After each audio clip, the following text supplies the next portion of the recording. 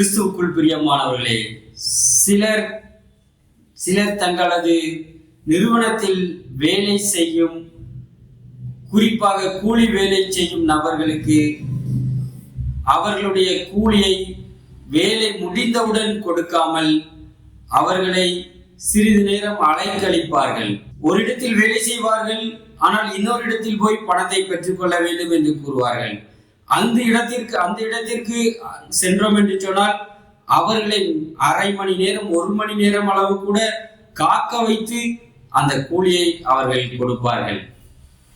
வேலையையும் செய்துவிட்டு கடினமாக உழைத்துவிட்டு சில மணி நேரங்கள் கூலியை பெற்றுக் கொள்வதற்காக இன்னொரு இடத்திற்கு செல்ல வேண்டியது இருக்கிறது, அங்கும் காத்து இருக்க வேண்டியிருக்கிறது. இப்படியாக அவர்கள் அழைக்கப்படுவதை நான் கூட நேரில் பார்த்திருக்கிறேன்.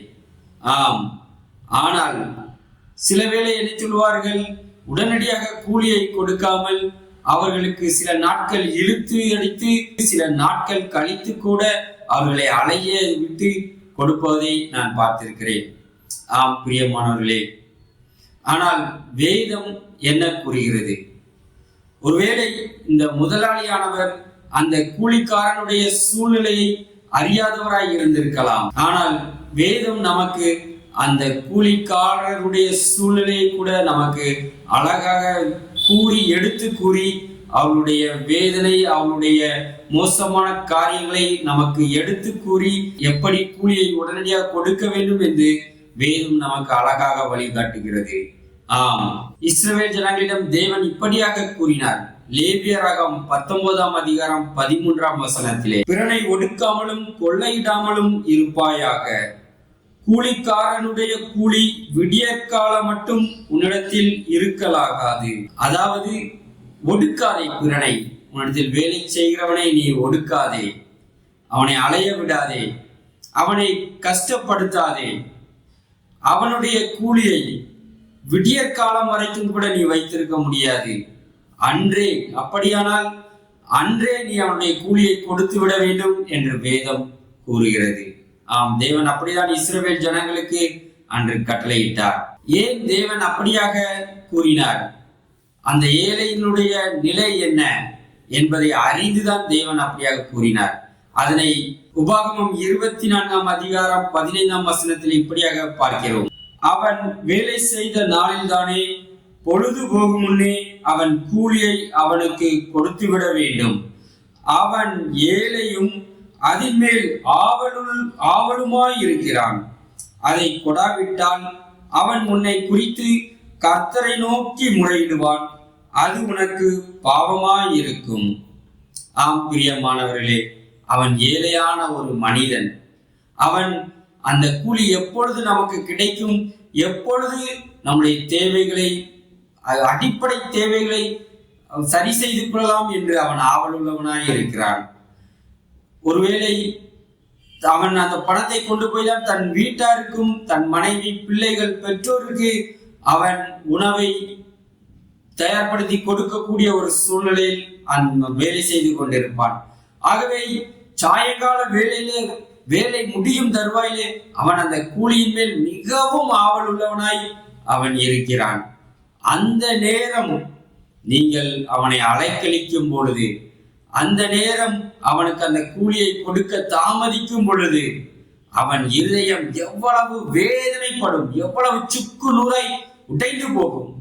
காலை முதல் மாலை வரை ஐயோ வேலை செய்தேனே, இப்பொழுது அநியாயமாக இந்த கூலிக்கு கூட நான் அலைய வேண்டியதா இருக்கிறதே என்பதாக அவன் இருதயம் அவ்வளவு அந்த வேலையிலே, அது ஒரு அரை மணி நேரமானால் கூட அந்த வேதனை, அந்த அரை மணி நேரத்தில் அவர்கள் படும் வேதனை சொல்லி முடியாது. ஆகவேதான் வேதம் சொல்லுகிறது, அவனை சாயங்காலத்திலே நீ கொடுத்து விடு அவனுக்கு என்று சொல்லி. ஏன்? அவன் ஏழை மனிதன். அதை வைத்துதான் அவன் உணவு கூட உண்ண வேண்டியதாக இருக்கும். இல்லாவிட்டால் தன்னுடைய பிள்ளைகள் ஆசையாகி கேட்ட ஏதோ ஒரு காரியத்தை வாங்கி கொடுக்க வேண்டியதாக இருக்கும். அல்லது தனது பெற்றோருக்கு ஏதோ ஒரு மருந்து செலவுக்கோ மருந்துக்கோ அது தேவைப்படுவதாக இருக்கும். ஆகவே அவன் அதன் மேல் மிகவும் ஆவல் உள்ளவளாய் இருக்கிறான். அதற்காகவே அதை பெற்றுக்கொள்வோம் என்று மாலை வேளையிலே என்னுடைய பிள்ளைகளுக்கு, என் பெற்றோருக்கு, என் மனைவிக்கு இந்த காரியத்தை இதன் மூலம் நான் செய்து கொடுக்க முடியும் என்ற ஒரு சிந்தனையிலே, ஒரு உற்சாகத்திலேயே அவன் அந்த நாள் முழுவதும் வேலை செய்திருக்க கூடும். அதை நீங்கள் உடனடியாக கொடுக்காமல் அதை பிடித்து வைத்து அல்லது அவர்களை அலைக்கழித்து அதை கொடுக்கும் பொழுது அவள் இருதயம் மிகவும் வேதனைப்படும். அந்த வேதனையை சொல்லி முடியாது.